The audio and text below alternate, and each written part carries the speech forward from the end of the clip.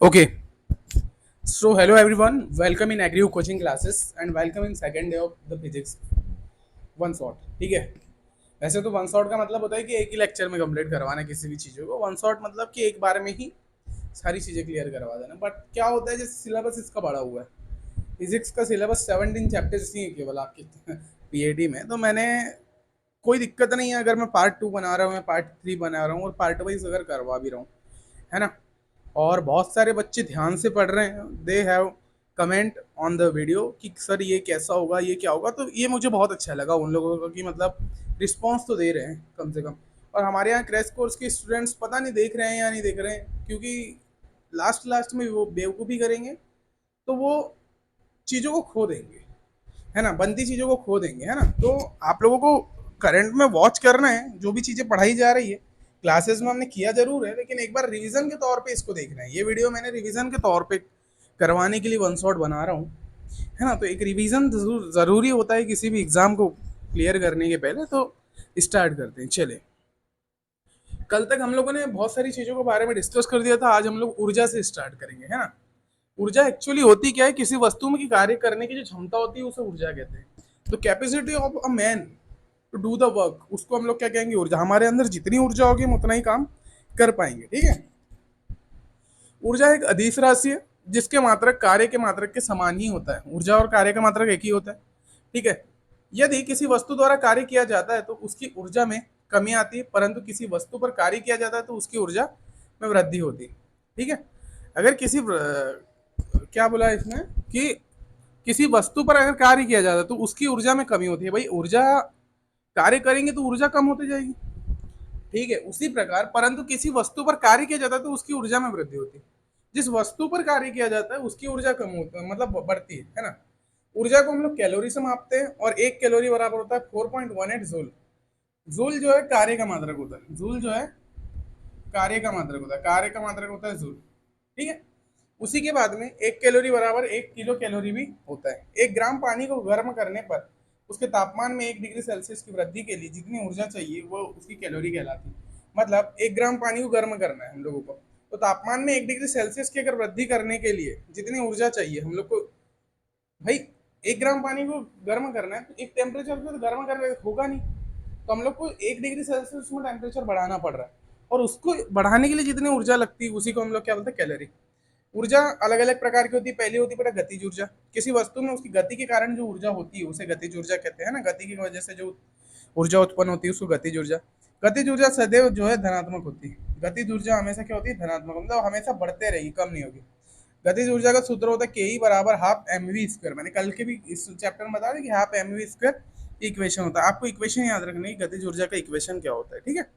और के ई वस्तु के वेग की दिशा पर निर्भर नहीं करता। जो गतिज ऊर्जा है ये वस्तु के वेग की दिशा, मतलब जिस वस्तु का वेग जिस दिशा में होगा उसके दिशा पर कोई निर्भर नहीं करता। जितनी काइनेटिक एनर्जी होना चाहिए वो उतनी ही होती है। अगली बात करेंगे हमारी स्थितिज ऊर्जा। अगली जो होती है हमारी स्थितिज ऊर्जा, किसी वस्तु में उसकी स्थिति या अवस्था के कारण संचित ऊर्जा उसकी स्थितिज ऊर्जा होती है। कि एक वस्तु यहाँ पर उपस्थित, एक जगह पर उपस्थित, तो जो वस्तु जहां पर उपस्थित होगी वहीं पर वो क्या करेगी, अपने अंदर एक ऊर्जा को निर्माण करेगी और वही जो ऊर्जा होगी वही हमारी स्थितिज ऊर्जा का एग्जाम्पल है। यदि एम द्रव्यमान की वस्तु को एच ऊंचाई तक ले जाया जाता है तो उसकी स्थितिज ऊर्जा का मान एम जी एच हो जाता है ना। कि अगर कोई एक वस्तु है उसका द्रव्यमान एम है, उसको एच हाइट से हम तक ले गए, है ना, एच हाइट तक ले गया और यहाँ पर मैंने क्या किया, इससे स्थितिज ऊर्जा का मान निकाला। तो ये इसका सूत्र होता है एम इंटू जी इंटू एच, मतलब mass into gravitational acceleration into height, है ना। द्रव्यमान त्वरण और उसकी ऊंचाई के गुणनफल के बराबर होता है, ये आपको याद रखना है स्थितिज ऊर्जा में। स्थितिज ऊर्जा का मान वस्तु को किस ऊंचाई तक ले जाने पर मार्ग पर निर्भर करता है। जितनी ऊंचाई तक हम लोग ले जाएंगे उसके मार्ग पर हमारी स्थितिज ऊर्जा का मान निर्भर करता है। साथ ही में गतिज और स्थितिज ऊर्जा का योग को यांत्रिक ऊर्जा कहते हैं। अगर मैं गतिज ऊर्जा और स्थितिज ऊर्जा दोनों को जोड़ दूं तो उसको हम लोग क्या बोलेंगे, यांत्रिक ऊर्जा। गतिज ऊर्जा क्या होती है आपकी, के ई बराबर half m v square, half m v square equation number 1। और स्थितिज ऊर्जा पी ई बराबर एम जी इंटू एच, समीकरण 2, है ना। तो ये दो हमारी ऊर्जाएं होती हैं, ठीक है। दोनों को हम लोग जोड़ देंगे तो हमारी काइनेटिक ऊर्जा हो जाएगी। उसके बाद अगला आता है बेटा विद्युत ऊर्जा। आवेशित कणों से उत्पन्न ऊर्जा को ही विद्युत ऊर्जा कहते हैं। आवेश से, जैसे कि मान लो कोई इलेक्ट्रॉन है, प्रोटॉन है प्लस, इलेक्ट्रॉन है माइनस, इनसे जो ऊर्जा बनती है, ऊर्जा जो बनती है उसी को हम लोग क्या कहेंगे, जो ऊर्जा बनती है उसी को विद्युत ऊर्जा कहते हैं। क्लियर है यहाँ तक आप सभी का? ऊर्जा के बारे में अभी हम लोग इधर डिस्कशन कर रहे हैं। विद्युत ऊर्जा समझ में आया आपको कि आवेशों के द्वारा होती है। फिर नाभिकीय ऊर्जा, एक होता है हमारा नाभिकीय ऊर्जा। नाभिकीय ऊर्जा क्या होती है? नाभिकीय विखंडन और संलयन से उत्पन्न ऊर्जा को ही हम लोग नाभिकीय ऊर्जा कहते हैं। अगर मान लो नाभिक में विखंडन हो रहा है या संलयन, विखंडन मतलब क्या होता है कि नाभिक का आपस में टूट जाना, दो या दो से अधिक भागों में नाभिक का टूट जाना नाभिकीय विखंडन कहलाता है। साथ ही साथ में नाभिकीय संलयन होता है कि बहुत सारे अणु या परमाणु आपस में मिलकर के क्या बनाते हैं, नाभिक का निर्माण करते हैं, और बड़े नाभिक का निर्माण करते हैं, उसी को हम लोग क्या कहते हैं, नाभिकीय ऊर्जा कहते हैं। क्लियर है? इससे हाँ, रिएक्टर्स के द्वारा ऊर्जा संरक्षण, AFR away from the reactors. ठीक है? ऊर्जा संरक्षण का नियम, ऊर्जा संरक्षण का नियम आपको मालूम होना चाहिए कि ऊर्जा का न तो बनाया जा सकता है और न ही नष्ट किया जा सकता है। ठीक है? ऊर्जा के लिए केवल इसके उसमें रूप में परिवर्तन करा जा सकता है। तो ऊर्जा को किसी ने अभी तक बनाया भी नहीं है और कोई उसको नष्ट भी नहीं कर सकता। लाइक जैसे बात करें सूर्य की, सूर्य की अगर उत्पत्ति के लिए हमारे करोड़ों वर्षों से साइंटिस्ट लगे हुए हैं कि भाई कैसे बना, क्या बना। सूर्य की ना तो उसको फिर ये मान लिया गया कि उसमें एक ऐसी विशेष प्रकार की ऊर्जा ना तो बनाई गई है और ना ही नष्ट की जा सकती। सूर्य कभी बुझने वाला भी, तो वही ऊर्जा का एग्जाम्पल है। तो ऊर्जा संरक्षण ने बोला कि ऊर्जा को ना तो उत्पन्न किया जा सकता, ना ही नष्ट किया जा सकता। ऊर्जा केवल एक रूप से दूसरे रूप में स्थानांतरित किया जा सकता है। उसी के बाद में डायनामो और जनरेटर की अगर बात करें तो ये यांत्रिक ऊर्जा को विद्युत ऊर्जा में बदलता है। अगर मैं बात करूं डायनामो, जनरेटर क्या करता है, तो एक यांत्रिक ऊर्जा, इंटरनल ऊर्जा को क्या करता है, वो क्या करता है, विद्युत ऊर्जा में कन्वर्ट करने का काम करता है। ठीक है? उसी के बाद में अगर बात करें बल्ब और ट्यूबलाइट की, तो विद्युत ऊर्जा को प्रकाश ऊर्जा में बदलते हैं ना भाई। विद्युत ऊर्जा हम देते हैं बल्ब को, तो हमको क्या देता है, प्रकाश देता है। तो प्रकाश ऊर्जा में बदलने का काम क्या करता है, बल्ब का रहता है। ठीक है? इसी के बाद में नेक्स्ट है माइक्रोफोन। ध्वनि ऊर्जा को विद्युत ऊर्जा में बदलने का काम करता है माइक्रोफोन। अगला आ जाता है लाउड स्पीकर, विद्युत ऊर्जा को ध्वनि ऊर्जा में बदलने का काम करता है। आप लोगों को पता होना चाहिए, एक एक नंबर के क्वेश्चन आते हैं ऐसे। ठीक है? तो यहाँ तक आप सभी की सारी चीजें क्लियर हो गई होगी। आगे बढ़ते हैं। अगला चैप्टर हमारा शक्ति। कार्य करने की जो दर होती है उसी को शक्ति बोलते हैं। कार्य करने की दर को हम लोग क्या बोलते हैं, शक्ति। इसका ऐसा ही मात्रक वॉट होता है, इसका अन्य मात्रक जो है अश्व शक्ति के बराबर। मैंने क्लास में बताया था कि एक HP बराबर आपको होता है 746 वॉट। ठीक है? इसी के बाद में विद्युत ऊर्जा का वाणिज्यिक मात्रक kWh होता है। यदि 1000 वॉट के किसी भी उपकरण को 1 घंटे तक चलाया जाता है तो उसमें जो खपत हुई ऊर्जा को 1 यूनिट के बराबर माना जाता है। अगर मान लो 1000 वॉट के किसी उपकरण है, एक हमारा जो एक उपकरण है जो 1000 वॉट उसकी क्या है, 1000 वॉट का है, और उसको हमने 1 घंटे तक चला दिया तो 1 यूनिट के बराबर माना जाता है। तो उसमें खर्च हुई ऊर्जा कितनी, 1 यूनिट। तो यहाँ पर जब हम कैलकुलेट करेंगे तो 1 किलोवाट बराबर होता है हमारा 1000 वॉट। ठीक है? और 1000 वॉट को ही जब हम लोग वॉट इंटू आर है, अब आर कितना होता है, 3600 सेकेंड। एक आर में 3600 सेकेंड होता है, तो 1000 गुणित 3600 बराबर 3.6 इंटू 10 की पावर 6 वॉट इंटू सेकेंड। और 1 किलोवाट बराबर जब लास्ट में we are calculated on form of कार्य, 1 किलोवाट बराबर होता है 3 इंटू 6 इंटू 10 की पावर 6 जूल के बराबर होता है। तो 1 किलोवाट किसके बराबर होता है, 3 इंटू 6 इंटू 10 की पावर 6 के जूल के बराबर होता है। अगर कार्य में कैलकुलेट कर रहे हैं, शक्ति को हम लोग क्या कर रहे हैं, कार्य में 1 किलोवाट बराबर। ठीक है? क्लियर है यहाँ तक? हाँ, चलिए ठीक है, आगे बढ़ते हैं। तो ये आपको मात्रक याद रखना रहता है मेनली। उसके बाद आता है बेटा दाब। दाब का भी अपने आप में बहुत इंपॉर्टेंट रोल है। दाब में देखते हैं क्या क्या चीजें दी हुई है। किसी सतह के एकांक क्षेत्रफल पर लगने वाला बल दाब कहलाता है ना। कि मान लो कोई एक सतह है, उसके एकांक क्षेत्रफल पे हम लोग क्या कर रहे हैं, बल लगा रहे हैं। ये एक हिस्सा ले लिया हमने और इस पे कोई बल को क्या कर रहे हैं, ऑपरेट कर रहे हैं। यहाँ पर हम लोग एक बल लगा रहे हैं और इस बल पर जो लगने वाला बल होता है उसी को हम लोग बोलते हैं दाब। दाब का मापन बैरोमीटर द्वारा किया जाता है। जो बैरोमीटर से हम लोग दाब को मापते हैं, ये एक अदिश राशि है जिसका ऐसा ही मात्रक पास्कल या न्यूटन पर मीटर स्क्वायर होता है। वायुमंडलीय दाब पहला होता है, वायुमंडलीय दाब, है ना। आपको पता चल गया कि अदिश राशि है, और पास्कल और न्यूटन मीटर स्क्वायर इसकी क्या है, मात्रक है, ऐसा ही मात्रक है। ठीक, ये याद रखना दाब की। साथ ही में इसका जो टाइप होता है बेटा, वायुमंडलीय दाब। पहला, वायु में उपस्थित धूल, गैस व वाष्प के कणों द्वारा जो वस्तु पर बल लगाया जाता है उसे वायुमंडलीय दाब कहते हैं। क्लियर है? अगला, वायुमंडलीय दाब का ऐसा ही मात्रक बार होता है, और एक वायुमंडलीय दाब बराबर 1013.25 मिली बार एम बी होता है, इसे 760 ऑफ एच जी कहते हैं। क्लियर है? तो एक एटमॉस्फेरिक मास बराबर होता है 1013.25 मिली बार बटे एम बी। ठीक है? और एक बार में कितने पास्कल होते हैं? 10 के ऊपर 5 पास्कल एक बार में होते हैं। क्लियर है? ओके, अगला देखते हैं। साथ ही में अगला देखते हैं, वन बाय वन सारी चीजें हम लोग करने वाले हैं, है ना, तो इसमें कोई दिक्कत नहीं है। यदि बैरोमीटर का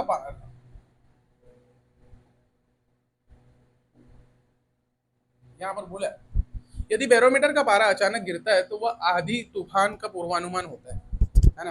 अब बैरोमीटर की बात करें तो अगर अचानक से गिर रहा है तो वह आंधी तूफान का कार्य कर रहा है। ठीक है? ये वो पूर्वानुमान बता देता है कि आंधी या तूफान होता है। यदि बैरोमीटर का पारा धीरे धीरे नीचे की ओर आता है तो वह वर्षा का अनुमान करता है। अब देखिए भाई, दाब बैरोमीटर से मापते हैं। बैरोमीटर का पारा अगर ऊपर की ओर जा रहा है, तो वो क्या हो रहा है? आंधी तूफान का पूर्वानुमान होता है। यदि पारा धीरे धीरे नीचे की ओर आता है तो वर्षा का अनुमान होता है। ऊंचाई बढ़ाने पर दाब क्या हो जाता है? घटता है, ये याद रखना है। क्वथनांक बढ़ाने पर दाब भी बढ़ता है ना। क्वथनांक बढ़ाने पर क्या होता है? दाब हमारा बढ़ता है। जिन वस्तुओं को गर्म करने पर आयतन बढ़ता है उनका दाब गलनांक के साथ साथ बढ़ता है। दाब गलनांक समय के साथ साथ बढ़ता है। जैसे घी हो गया, मोम हो गया, इनका जो है आयतन बढ़ जाता है जब हम इनको गर्म करते हैं, तो उनका जो दाब गलनांक के साथ बढ़ता है। ठीक है? जिन पदार्थों का आयतन गर्म करने पर कम होता है उनका दाब गलनांक बढ़ने के साथ घटता है। जैसे बर्फ। ठीक है? आ, इनको अगर हम गर्म करेंगे तो आयतन क्या होगा? कम होगा। क्लियर है? तो यहाँ तक आपकी चीज हो गई, तो आपको यहाँ तक पता होना चाहिए। ठीक है, अगला देखते हैं।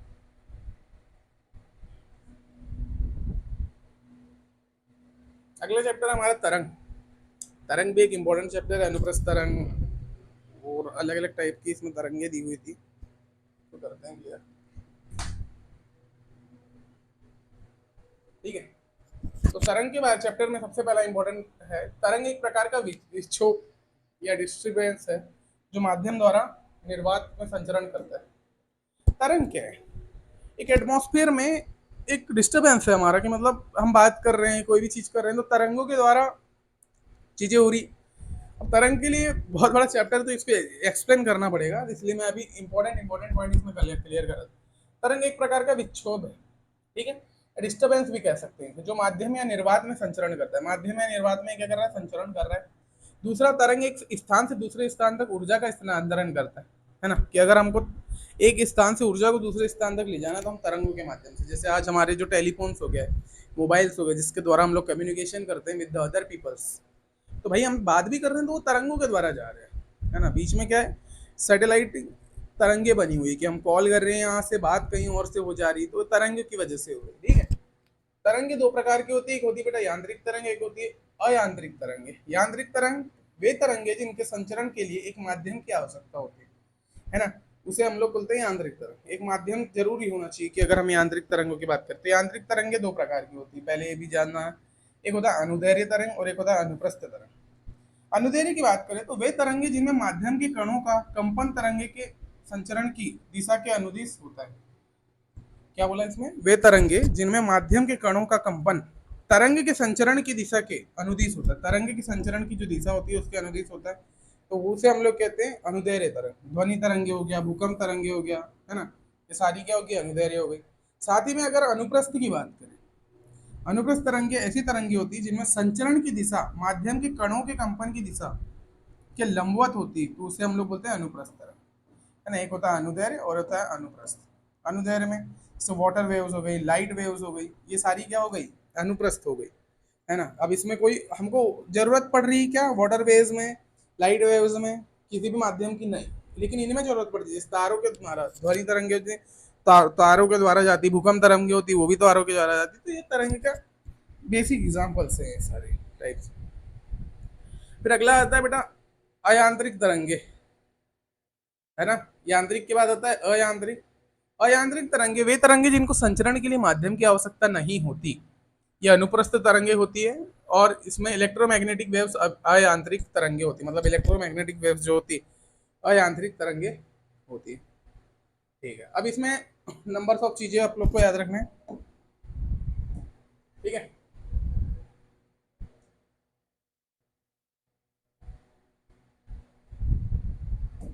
नंबर्स ऑफ चीजें।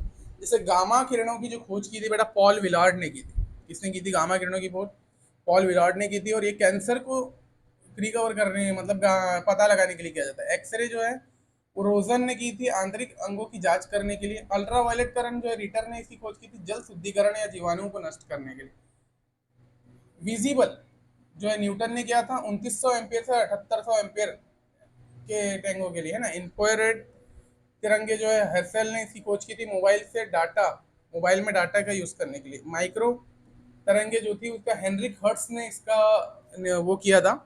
हेनरिक हर्ट्स ने इसका पता लगाया था टीवी और मोबाइल की चीजें पता करने के लिए। फिर अगला जो था रेडियो, रेडियो की खोज मार्कोनी ने की थी। रेडियो और मोबाइल तरंग के यूज के लिए हम लोगों ने रेडियो तरंगी का यूज किया था। तो ये अलग अलग तरंगे इनका आपको पता होना चाहिए। तो जैसे G X, U V, I M R, ये सारी तरंगे भेदन क्षमता इनकी कम होती है ना। सारी तरंगों की जो भेदन क्षमता है सबसे पहले कम, फिर उससे कम, फिर उससे ज्यादा कम कम बढ़ते हैं। आवृत्ति भी इनमें कम होती जाती है, ऊर्जा जो है कम होती जाती है। तरंग जो है इस तरीके से जाने पर बढ़ती है, लेकिन इस तरीके से जाने पर भेदन क्षमता, आवृत्ति और ऊर्जा कम होते जाती है। ठीक है। गामा रेस का नाम रदरफोर्ड ने रखा था। हाँ, जो गामा किरणें थी उनका नाम जो है रदरफोर्ड ने रखा था, ये आपको पता होना चाहिए। अगली आती है ध्वनि तरंगे। ठीक है। ये अनुदैर्घ्य तरंगे हैं जिन्हें संचरण के लिए माध्यम की आवश्यकता होती है, अर्थात वे तरंगे जो निर्वात में संचरण कर सकती है। ध्वनि तरंगों का संचरण संपीड़न एवं विरलन के रूप में किया जाता है। जो भी ध्वनि किरणें होती है उनका संपीड़न और विरलन के रूप में इनका यूज किया जाता है। क्लियर है। साथ ही में वे तरंगे जो ठोस, द्रव, गैस तीनों प्रकार के माध्यम में संचरण कर सकती है ना। ध्वनि तरंगे जो है ठोस में भी, द्रव में भी और गैस में भी, तीनों में संचरण कर सकती है, वो ध्वनि तरंगे होती है। उसके बाद में आता है बेटा प्रत्यास्थता। प्रत्यास्थता बढ़ने के बाद ध्वनि की चाल बढ़ क्या होती है? चाल भी बढ़ती है। अगर प्रत्यास्थता हमने बढ़ा दी तो ध्वनि की चाल बढ़ती है। तीनों प्रकार के माध्यम में ठोस माध्यम की प्रत्यास्थता सबसे अधिक होती है, इसलिए ठोसों की ध्वनि की चाल अधिक होती है। मतलब अगर ठोस में हमको ध्वनि चलाना है तो सबसे ज्यादा अधिक होती है। घनत्व का क्या प्रभाव होता है? माध्यम का घनत्व ध्वनि के चाल के विक्रमानुपाती होगा। अगर घनत्व का प्रभाव देखना है तो जो माध्यम का घनत्व होता है वो ध्वनि के चाल के विक्रमानुपाती होता है। यहाँ पर आपको बताइए, है ना। तो घनत्व क्या होता है? इनवर्सली प्रोपोर्शनल होता है ध्वनि की चाल के। तो अगर कोई पूछ लिया कि घनत्व का ध्वनि तरंगों में क्या प्रभाव पड़ता है, तो इनवर्सली प्रोपोर्शनल होता है किसके? ध्वनि की चाल के। ठीक है। उसके बाद में तापमान का प्रभाव देखें तो माध्यम का ताप बढ़ाने पर ध्वनि की चाल भी बढ़ जाती है। दाब का प्रभाव देखें तो ध्वनि की चाल दाब से प्रभावित रहती है। आवृत्ति, एकांक समय में किए गए दोलनों या कंपनों की संख्या। अभी मैंने ऑफलाइन क्लास की जो भी स्टूडेंट देख रहे होंगे, तो जो हमारे प्रीवियस ईयर पेपर हो रहे हैं अभी, मतलब जो हम लोग क्वेश्चन पेपर्स करवा रहे हैं उसमें मैक्सिमम टाइप के क्वेश्चन आवृत्ति आवर्तकाल से पूछे जा रहे हैं कि आवृत्ति बढ़ाने पर क्या चीजें होती है, आवृत्ति घटाने पर क्या होता है, आवर्तकाल होगा, ये पता होना चाहिए। एकांक समय में किए गए दोलनों या कंपनों की संख्या आवृत्ति कहलाती है। इसे गामा से दर्शाते हैं। आवृत्ति का ऐसा ही मात्रक हर्ट्ज होता है। क्लियर है। इसी के बाद में आवर्तकाल, मतलब एकांक समय में बार बार एक ही चीज रिपीट हो रहा है, बार बार चीजों का क्या होना, रिपीट होना। एक ही माध्यम में एक ही चीज का बार बार रिपीट होना ही उसकी आवृत्ति कहलाती है ना। क्या हम बोलते हैं कि बार बार एक ही बात कर रहा है, आवृत्ति एक ही बात की आवृत्ति, बार बार एक चीज पुनः वही कर रहा, आवृत्ति कहलाती है। माध्यम के कण द्वारा एक दोलन या कंपन को पूर्ण करने में लगा समय। मान लो ये यहाँ से यहाँ तक की क्या है, ये दोलन है। यहाँ से वो दोलन यहाँ तक जा रहा है, पहले यहाँ पर आया फिर यहाँ तक गया, तो मतलब इसमें जो समय लगा, टी जो समय लगा यहाँ टाइम, है ना, उसको हम लोग कहते हैं आवर्तकाल बोलते हैं। दो क्रमागत संपीड़नों या विरलनों को एक निश्चित बिंदु से गुजरने में लगा समय क्या आवर्तकाल कहलाता है। इसे टी द्वारा दर्शाया जाता है ना, स्मॉल कैपिटल टी द्वारा इसे दर्शाया जाता है, इसमें आवर्तकाल कहते हैं। क्लियर है। और तरंग दैर्घ्य, दो क्रमागत संपीड़नों या विरलनों के मध्य की दूरी को तरंग दैर्घ्य कहते हैं, इसे लैम्डा द्वारा दर्शाते। क्रमागत संपीड़नों या विरलनों की मध्य दूरी, संपीड़न हो रहा है भाई, एक जगह से दूसरे स्थान तक तरंगों का क्या हो रहा है, आना जाना चल रहा है, और वहां से जो बीच की दूरी आ रही है उसी को तरंग दैर्घ्य मतलब लैम्डा कहते हैं। तो तरंग जहां से जहां तक जा रही है इसे लैम्डा द्वारा दर्शाया जाता है। फिर अगला है आयाम। माध्यम के कण का मध्य माध्य स्थिति से अधिकतम है तो उसे आयाम कहते हैं। जो माध्यम है तो कणों का जो माध्य है अगर स्थिति से अधिकतम है तो उसे आयाम कहते हैं। लाउड स्पीकर ध्वनि का आयाम बढ़ता है ना, जो लाउड स्पीकर है ध्वनि का आयाम बढ़ाता है। ठीक है। आवृत्ति के आधार पर ध्वनि तरंगे तीन प्रकार की होती है। आवृत्ति की बात करें, जो तरंगे हैं ध्वनि तरंगे बेटा तीन प्रकार की होती है। पहला अपश्रव्य तरंगे, श्रव्य तरंगे, पराश्रव्य तरंगे। ठीक है। वे ध्वनि तरंगे जिनकी आवृत्ति 20 हर्ट्ज से कम होती है अप्रस्रव्य तरंगे या इन्फोर्नोसिक वेव्स कहते हैं। क्लियर है? भूकंपी तरंगे या ज्वालामुखी तरंगे भी कहा जाता है। श्रव्य तरंगे जिसे सोनिक वेव्स कहा जाता है, वे ध्वनि तरंगे जो इंसान के कानों द्वारा सुनी जा सकती है। इनकी आवृत्ति 20 हर्ट्ज से लेकर 20,000 हर्ट्ज तक होती है। फिर उसके बाद पराश्रव्य तरंगे अल्ट्रासोनिक वेव्स, वे ध्वनि तरंगे जिनकी आवृत्ति 20,000 हर्ट्ज से ज्यादा होती है।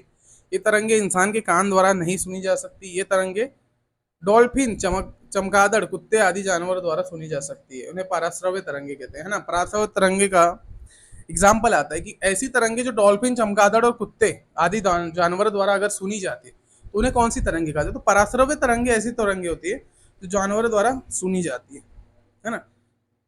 वो एग्जाम्पल। अच्छा, आगे बात करते हैं। अगला, पराश्रव्य तरंगों में उपयोग चिकित्सा के क्षेत्र में हम लोग पराश्रव्य तरंगों का यूज करते हैं। सोनोग्राफी करवा रहे हैं, सोनोग्राफी में हम लोग पराश्रव्य तरंगों का यूज करते हैं, है ना। पराश्रव्य तरंगों का एग्जाम्पल आता है भाई, ये वाला जो क्वेश्चन नहीं आता है, पराश्रव्य तरंगों से क्वेश्चंस पूछे जाते हैं एग्जाम में, है ना। तो आप लोगों को याद रखना।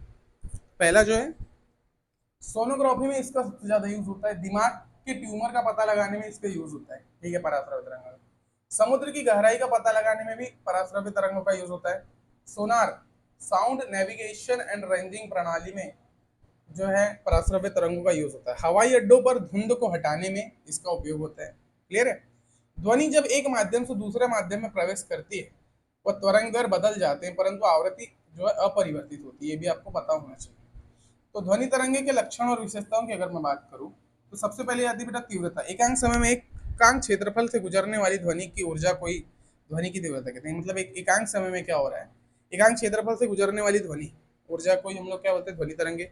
ध्वनि की तीव्रता उसके आयाम पर निर्भर करती है, उसका जो आयाम होता है उस पर ध्वनि की तीव्रता निर्भर करती है। इसे मापा जा सकता है और ध्वनि की तीव्रता को क्या कर मापा भी जा सकता है। इसका मात्रक डेसिबल में होता है ना, इसका मात्रक डेसिबल में होता है।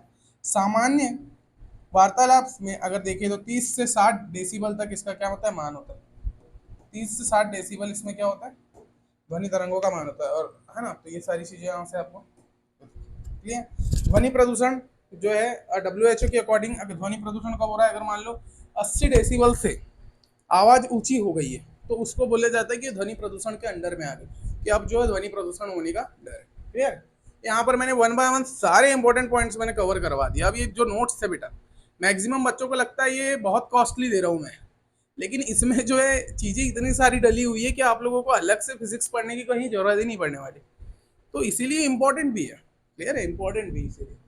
ध्वनि प्रदूषण को कम करने के लिए सरकार ने ग्रीन मफलर नामक योजना का प्रारंभ की, जिसके तहत सड़कों के दोनों तरफ वृक्षारोपण किया जाता था। ध्वनि प्रदूषण, बहरापन, अवसाद और हाई बीपी के वजह से ध्वनि प्रदूषण को हमने नापा और उसको कम करने के लिए हमने अलग अलग तरीके के प्रयास किए। कौन ने? ग्रीन मफलर नामक योजना प्रारंभ की गई थी ना।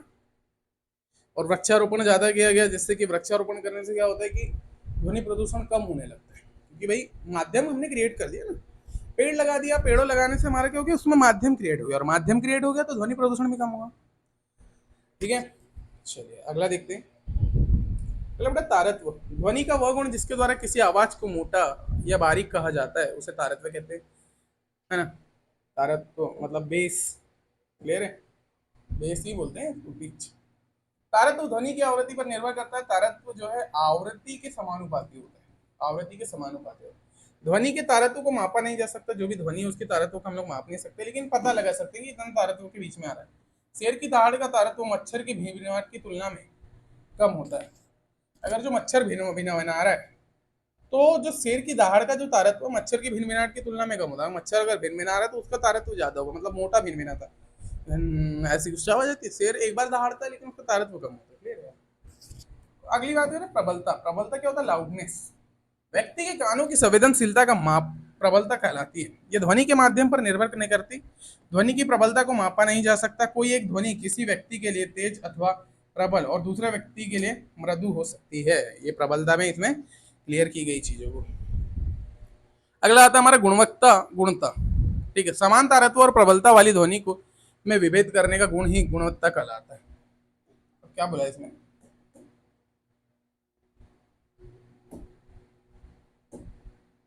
Just a second. गुणवत्ता मतलब होता है क्वालिटी। समान तारत्व या विभेद करने वाले गुण को वो कहते हैं क्या, गुणवत्ता कहते हैं। ध्वनि का परावर्तन, रिफ्लेक्शन ऑफ द साउंड।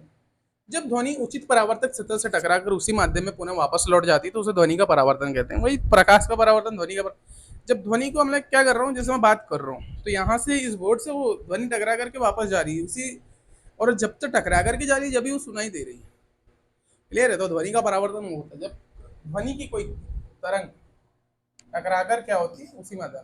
ध्वनि परावर्तन के नियमों का पालन करती, ध्वनि के परावर्तन के लिए बड़ी परावर्तक सतह की आवश्यकता होती है क्योंकि ध्वनि का तरंग दर सबसे अधिक होता है। ठीक है, यहाँ तक आपको समझ में आ गया। फिर प्रतिध्वनि है इको, तो इसमें अभी वन वन हाँ चलिए देखिए इको क्या होता है। जब व्यक्ति किसी उचित परावर्तक सतह के सामने जोर से चिल्लाता है तो कुछ समय पश्चात अपनी आवाज सुनाई देती है। जैसे हम लोग क्या करते हैं बेटा, पहाड़ों में जाते हैं और पहाड़ों में क्या आवाज विजुअलाइज करने के लिए हम जोर से चिल्लाते हैं, जैसे नाम लेते हैं, आपने क्रिश मूवी देखा होगा, जोर से चिल्लाता है तो क्या होता है, फिर कुछ समय बाद वापस आवाज रिपीट होने लगती है तो उसी को प्रतिध्वनि कहते हैं। ठीक है, स्पष्ट प्रतिध्वनि सुनने के लिए मूल ध्वनि पर परावर्तित ध्वनि के बीच कम से कम 0.1 सेकंड का समय अंतराल होना चाहिए। ध्वनि के परावर्तन का उपयोग लाउड स्पीकर और स्टेथोस्कोप में किया जाता है। बहुल्य परावर्तन, किसी ध्वनि के लिए एक से अधिक प्रतिध्वनियां भी हो सकती है। यदि ध्वनि की चाल 350 मीटर प्रति सेकंड इनवर्स है तो स्पष्टतः ध्वनि सुनने के लिए न्यूनतम कितनी दूरी ज्ञात होगा। ये देखिए क्वेश्चन आया है प्रतिध्वनि का, बोला है कि अगर मान लो यदि ध्वनि की चाल 350 मीटर प्रति सेकंड है तो स्पष्ट प्रतिध्वनि सुनने के लिए न्यूनतम कितनी दूरी होना चाहिए, तो टी बराबर 0.1 सेकंड होना चाहिए। हम लोग को पता है कि समय कम से कम स्पष्ट ध्वनि सुनने के लिए 0.1 सेकंड का टाइम होना चाहिए। लैम्डा बराबर वीटी, और 35 मीटर की दूरी होना चाहिए। 35 मीटर की अगर दूरी होगी तभी जाकर के आपको स्पष्ट ध्वनि सुनाई देगी। क्लियर है? ओके, फिर इसमें ही ये रिब्रेशन है ना, तो ये अब सारी चीज़ें बस आपको देख लेना है। किसी बड़े हॉल में ध्वनि का परावर्तन के कारण लंबे समय तक बनी रहती है ना, ये सारी चीज़ें। इतना ज़्यादा डीप में जो ध्वनि का, इसमें बहुत हम लोगों ने डीप में करवा दिया था ध्वनि का व्यक्तिकरण, सारी चीज़ें, तो इतना ज़्यादा डीप में पढ़ने का जरूरत नहीं। ठीक है, अब जैसे अब करवा ही रहते, तो प्रतिदीप्ति है, सुदीप्ति है ना इसके जो। हाँ, फिर यहाँ पर आ जाता है सोनार, रेडार वगैरह के बारे में। ध्वनि में सोनार, सोनार मतलब क्या होता है बेटा, सोनार का जो योग है sound navigation and ranging. Radar जो है रेडियो डिटेक्शन एंड रेंजिंग, तथा lidar light detection and ranging, तीनों ध्वनि परावर्तन के सिद्धांत पर आधारित है जिनके क्रमशः साउंड, रेडियो, लाइट वेव्स का प्रयोग होता है। सोनार का प्रयोग जो है समुद्र की गहराई और पनडुब्बी की चाल व दिशा नापने में किया जाता है। सोनार जो है समुद्र की गहराई नापते हैं उससे हम लोग वेव्स के द्वारा, मतलब ध्वनि तरंगों के द्वारा हम लोग जो दूरी, मतलब वो नाप लेते हैं क्या, उसकी कितने नीचे तक उसकी जो है वो है खाली।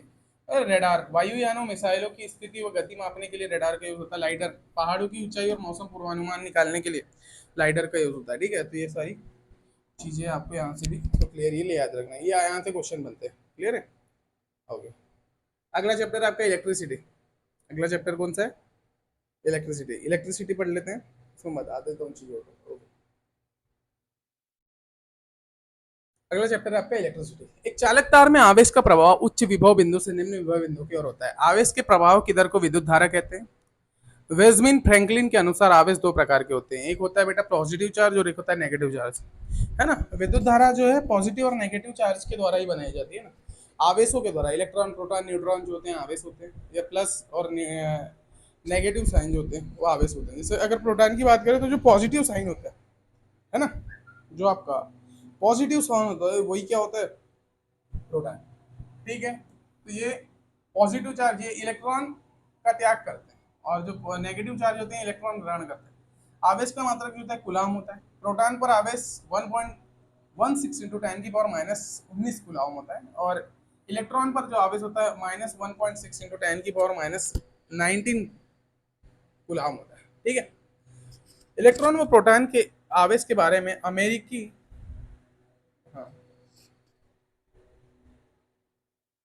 हाँ यहाँ पर ये दिया हुआ था, तो हाँ ने खोज की थी इनके लिए, उन्हें 1923 में भारत का नोबेल पुरस्कार भी दिया गया था, है ना। मैं वन बाय वन चीज़ों क्लियर कर देता हूँ। तो विद्युत धारा की दिशा जो है पॉजिटिव टू नेगेटिव होती है। जब भी अगर विद्युत धारा की दिशा निकालना है तो वो पॉजिटिव साइन से नेगेटिव साइन की ओर जाती है ना, अर्थात यह इलेक्ट्रॉन की विपरीत दिशा में प्रवाहित होती है। कि जो भी इलेक्ट्रॉन जो अगर मान लो विद्युत धारा प्रभाव हो रहा है, तो प्रभाव होने मतलब विद्युत धारा जो बह रही है पॉजिटिव से नेगेटिव की ओर जाती है। क्या होती है? पॉजिटिव साइन से नेगेटिव साइन की ओर क्या होती है? विद्युत धारा बहने का काम करती है। साथ ही में किसी विद्युत परिपथ में एक बिंदु से इकाई समय में जितना आवेश प्रवाहित होता है उसे विद्युत धारा कहते हैं। ठीक है। यदि किसी समय टी के लिए किसी बिंदु में क्यू आवेश प्रवाहित होता है तो विद्युत धारा आई जो है, आई का जो फॉर्मूला होता है ये क्यू अपॉन टी की ओर है।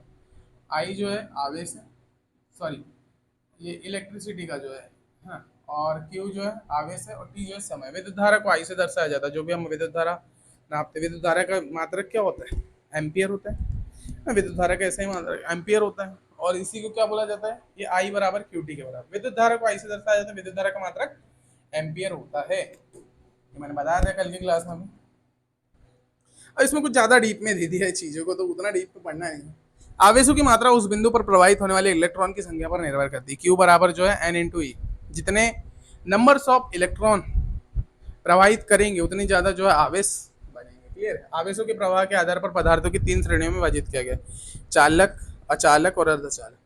चालक क्या होते हैं? वे पदार्थ जिनमें आवेश का प्रभाव सरलता से हो जाता है उसे चालक कहते हैं। इन पदार्थों में मुक्त इलेक्ट्रॉन पाए जाते हैं, मतलब इलेक्ट्रॉन पहले से पाए जाते हैं। और चालक जैसे तार होते हैं हमारे, उसमें डायरेक्टली हम बचपन से पढ़ते आ रहे हैं, विद्युत का चालक, विद्युत का सुचालक, विद्युत का कुचालक, है ना, तो वो सारी चीजें जिसमें क्या होता है इलेक्ट्रॉन सरलता से प्रवाहित हो जाते हैं। अचालक वे पदार्थ जिनमें आवेशों का प्रभाव होता ही नहीं है, अचालक मतलब।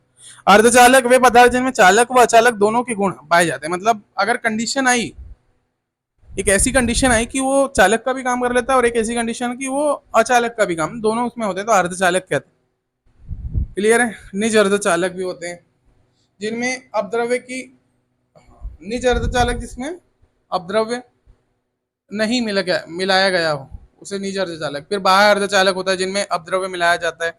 अर्धचालकों में अशुद्धि मिलाने की प्रक्रिया को ड्रॉपिंग कहते हैं, है ना, डोपिंग। डोपिंग क्या होता है? अर्धचालक में अशुद्धि मिलाने की क्रिया को हम लोग क्या कहते हैं? डोपिंग कहते हैं। अशुद्धि बढ़ने के साथ अर्धचालकों की चालकता भी बढ़ जाती है, तापमान के साथ उनकी चालकता भी बढ़ जाती है। सिलिकॉन, जर्मेनियम, सेलेनियम जो है ये जो है अर्धचालकों का क्या है? एग्जाम्पल, है ना। अगला क्या है? विद्युत धारा। विद्युत धारा एमीटर के द्वारा विद्युत धारा का मापन किया जाता है, उसे श्रेणी क्रम में लगाया जाता है। विद्युत धारा 2 प्रकार की होती है, एक अल्टरनेटिव करंट और एक होती है डायरेक्ट करंट। एसी वह है जिसके द्वारा आपूर्ति घरों में की जाती है ना, जिसकी द्वारा आपूर्ति घरों में की जाती है। बैटरी, सेल और जनरेटर से प्राप्त धारा को हम लोग डीसी कहते हैं। अल्टरनेटिव करंट का यूज हम लोग घरों में करते हैं। बैटरी, सेल और जनरेटर से प्राप्त जो धारा होती है उसको हम लोग डायरेक्ट करते हैं, हाँ, डीसी मोड कहते हैं। ठीक है। एसी को डीसी में रिफ्लेक्टर के द्वारा बदला जाता है, डीसी को एसी में इन्वर्टर द्वारा बदला जाता है। इन्वर्टर की हेल्प से हम लोग एसी को डीसी में बदलते हैं, और डीसी को नहीं, डीसी जो डायरेक्ट करंट होती है उसको अल्टरनेटिव करंट में हम लोग बदलते हैं इन्वर्टर के द्वारा, है ना। उसके बाद आता है बेटा विभव और विभवांतर। अनंत से विद्युत धारा परिपथ के किसी एक बिंदु तक एकांक धनावेश को ले जाने में किया गया कार्य विभव कहलाता है। अनंत से विद्युत धारा परिपथ के किसी बिंदु तक धनावेश को लाने में किए गए कार्य को उसके मान के अनुपात के विभव कहलाता है। तो V बराबर क्या? W अपॉन वर्ग अपॉन आवेश। विद्युत विभव परिपथ में विद्युत धारा की जो दिशा है वो बताता है। क्लियर है? क्लियर है वो आप समझ रहे हैं? हाँ, ये इंपॉर्टेंट पॉइंट्स थे, यहाँ तक पता होना चाहिए। फिर विद्युत विभव का मात्रक वोल्ट होता है। विद्युत विभव के अदिश राशि जिसका माप वोल्ट मीटर से मापा जाता है। V बराबर W अपॉन Q। W जो है वर्क है, Q जो है आवेश है। तो जूल प्रति कूलाम क्या होता है? वोल्ट। जूल प्रति कूलाम क्या होता है? वोल्ट होता है। और इसी को कैसे? विद्युत विभव से मापा जाता है। क्लियर है? अब हम लोग जो है बहुत स्पेशली क्लियर करवाते हैं ड्रॉपर बैच के स्टूडेंट्स को, कि 1 बाय 1 उसमें बहुत सारी चीज़ों को लेकर चीज़ें क्लियर करवाई जाती है। तो ड्रॉपर हमारी जो बैच पीएडी की वो बेस्ट है, अभी स्टार्ट होने वाली 11 तारीख से। ड्रॉपर बैच हमारी 11 तारीख से स्टार्ट होगी, तो उसमें हम लोग 1 बाय 1 चीज़ों को भी करवाएंगे। अब विभवांतर किसी विद्युत परिपथ के लिए एक बिंदु से दूसरे बिंदु तक एकांक धनावेश को लाने में किया गया कार्य विभवांतर कहलाता है। विभवांतर एक अदिश राशि जिसका एसआई मात्रक वोल्ट। क्लियर है? विभव एवं विभवांतर का मापन वोल्ट मीटर द्वारा किया क्रम में लगाया जाता है। गैल्वेनोमीटर का प्रयोग किसी परिपथ में विद्युत धारा के प्रभाव को जानने में के लिए किया जाता है। अगला है आपका विद्युत सेल, है ना, वह उपकरण जिसमें रासायनिक ऊर्जा को विद्युत ऊर्जा में परिवर्तित किया, मतलब रासायन के द्वारा हम लोग विद्युत ऊर्जा कन्वर्ट कर रहे हैं विद्युत सेल में, है ना। तो ये भी एक विद्युत सेल है। हम लोग बचपन में विद्युत सेल को फोड़ते थे, उसमें नई नई चीजें देखते थे, वही विद्युत सेल की चीजें हुई। प्राथमिक सेल होते हैं, द्वितीयक सेल होते हैं, है ना। केवल एक बार प्रयोग में लाया जा सकता है, उसे प्राथमिक सेल कहते हैं। केवल एक से अधिक बार अगर हम लोग उसका यूज करें तो द्वितीयक सेल होने लगते हैं। गुलाम का नियम, गुलाम ने क्या कहा, तो वो भी देख लेते हैं। गुलाम ने कहा कि इस नियम के अनुसार असमान आवेश एक दूसरे को और अपनी ओर आकर्षित करते हैं तथा समान आवेश एक दूसरे से प्रतिकर्षित करते हैं। मतलब समान अगर आवेश होते हैं तो एक दूसरे की ओर वो आ जाना नहीं चाहते। आवेशों के मध्य लगने वाला बल आवेशों के मान के एवं उनके मध्य की दूरी की क्या होता है, व्युत्क्रमानुपाती निर्भर करता है। तो जो बल है आवेशों के गुणनफल के बराबर क्रमानुपात समानुपाती होता है, और दूरी के वर्ग के जो है व्युत्क्रमानुपाती होता है। क्लियर है। अगला है प्रतिरोध। आवेश के प्रवाह में उत्पन्न बाधा कोई प्रतिरोध कहते हैं। प्रतिरोध चालकता के व्युत्क्रमानुपाती होता है, चालकता बढ़ाने पर प्रतिरोध कम होता है। क्लियर है। प्रतिरोध चालक की तार लंबाई अनुप्रस्थ काट के क्षेत्रफल पर निर्भर करता है। ठीक है, ये सारी चीजें आपको बता दूं। प्रतिरोध की ताप पर निर्भरता, चालकों के ताप बढ़ाने पर प्रतिरोध क्या हो जाता है, बढ़ता है। ठीक है। अर्धचालकों में टेम्परेचर बढ़ाने पर जो है उसका आर जो है कम हो जाता है। क्लियर है यहाँ तक। ये सारी चीजें अभी इसमें इतना सारा पढ़ना नहीं है ना, तो आप कंफ्यूजन में आ जाएंगे। अभी बहुत सारी चीजें दी है, श्रेणी क्रम, फिर ये इतना सारा नहीं आता है ना। ये डीप में पढ़ने के लिए ड्रॉपर का समय चाहिए। अभी आप जैसे डायरेक्ट स्टार्ट कर रहे हैं तो इलेक्ट्रिसिटी बहुत बड़ा चैप्टर है, अगर देखे तो ये इसका खत्म करने के लिए कम से कम आपको 2 से 3 का समय चाहिए, है ना। ओके,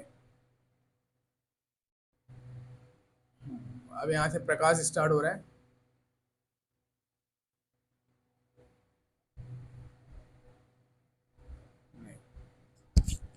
ये चैप्टर भी नहीं है आपके सिलेबस, मतलब ड्रॉपर के इसमें था।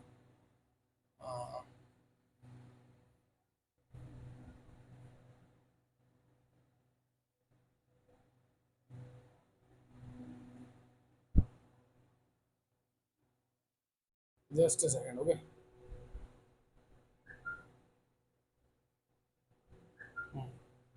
अब यहाँ से हम लोग जो द्रव्य की अवस्थाएं से स्टार्ट करते हैं। प्रकाश में लेंस वगैरह मैंने क्लियर करवा दिया है। ऑफलाइन सेंटर्स में जो है लेंस वगैरह मैंने सारी चीज़ें वहाँ पर क्लियर करवा दी है। अब हम लोग जो है द्रव्य की अवस्थाओं से स्टार्ट करते हैं। द्रव्य की कौन सी अवस्थाएं हैं और क्या क्या सारी चीज़ें।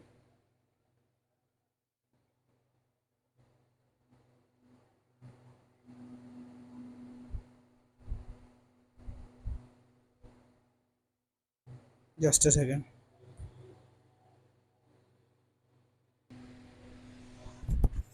ठीक है, अब जो बात करेंगे बेटा हम लोग द्रव की अवस्थाओं के बारे में बात करेंगे। जो द्रव होता है, द्रव्य की 3 अवस्थाएं होती है। पहला होता है ठोस, तो दूसरा द्रव्य और गैस, है ना। ठोस, द्रव और गैस की 3 अवस्थाएं होती है किसकी, द्रव की। वे सभी पदार्थ जो स्थान करते हैं उसे द्रव्य कहते हैं। जड़त्व गुण felt by our sense organism. द्रव का जो वर्गीकरण होता है 2 प्रकार से किया गया, एक भौतिकी के अनुसार और एक रासायनिक प्रकार से। भौतिकी के अनुसार अगर देखें तो ठोस, द्रव और गैस 3 प्रकार के होते हैं। रासायनिक के अनुसार तत्व, यौगिक और मिश्रण, ये 3 प्रकार के होते हैं। ठीक है, तो अगर ठोस की बात की तो सामान्यतः ताप और दाब पर 3 अवस्थाएं निर्भर करती है। ठोस, द्रव, गैस मैंने कल भी क्लियर किया था आप सभी को। और सामान्य ताप व दाब पर पदार्थ की तीनों अवस्थाएं क्या करती है, निर्भर करती है।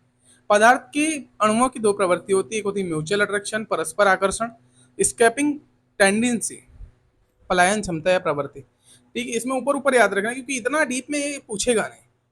ठीक है, ठोस बराबर क्या होते हैं, वे पदार्थ जिनमें अणुओं के अवयविक अणुओं के आंतरिक बल अधिक होने के कारण एक दूसरे से अत्यधिक निकट होते हैं। ठोसों का आकार आयतन निश्चित होता है। ठोसों में अणुओं की जो काइनेटिक एनर्जी न्यूनतम होती है। कैसे भाई, ठोस अगर मेरे को निकालना है कि ठोस एक्चुअली होता क्या है, तो ठोस एक्चुअल में होता क्या है, तो मान लो कि एक अणु है, इस तरीके से सब आपस में क्या है, आसपास में क्या है, बिखरे हुए हैं, तो इनको क्या बोलेंगे हम लोग, ठोस बोलेंगे। ठीक है, ठोसों का आकार आयतन में निश्चित होता है। ठोसों के अणु में जो काइनेटिक एनर्जी वो भी निश्चित होती है। अगला जो ठोसों के प्रकार की बात करें, क्रिस्टली ठोस, अक्रिस्टली ठोस होता है। ज्यामितीय आकार निश्चित होता है तो उसे क्रिस्टली, अक्रिस्टली में जिसका निश्चित आकार नहीं होता। ठीक है, आंतरिक आणविक व्यवस्था होती है। ये सारी चीजें बहुत डीप में पढ़ने की जरूरत नहीं है, बस आपको पता होना चाहिए कि क्या होती है चीजें, ठोस में ये चीजें होती है। विद्युत चालकता के आधार पर ठोसों को 3 श्रेणियों में विभाजित किया गया। जैसे कंडक्टर हो गया, वे पदार्थ जिन्हें अत्यधिक मात्रा में इलेक्ट्रॉन का प्रभाव आसानी से होता है, कंडक्टर कहलाते हैं।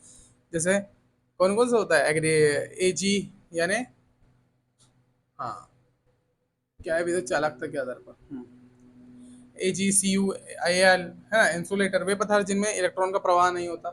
लकड़ी, रबर, प्लास्टिक, अशुद्ध जल, ये सारे क्या है। सेमी कंडक्टर, वे पदार्थ जो चालक और अर्धचालक दोनों के गुण होते हैं, अभी मैंने बताया। ठीक है, तो ये सारी चीजें अब इतना डीप में जाने की जरूरत नहीं, बस पता होना चाहिए कि क्या क्या चीजें होती है ठोस में, द्रव में, गैस में। ठीक है, उसके बाद द्रव।